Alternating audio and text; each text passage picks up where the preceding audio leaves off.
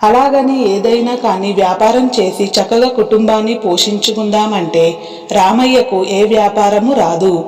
వచ్చే ఆ కొద్దిపాటి సొమ్ముతో ఎలాగోలాగా నెట్టుకొస్తూ ఉండేవాడు.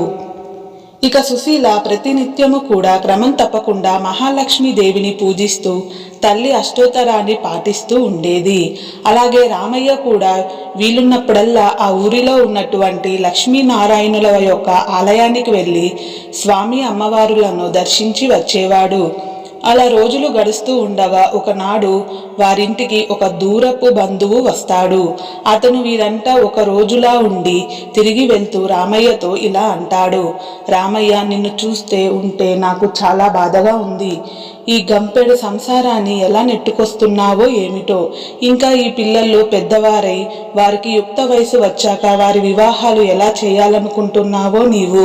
ఆ శుభకార్యాలు అసలు చేయగలుగుతావా? నీ సంపాదన చూస్తే చాలా తక్కువగా ఉంది.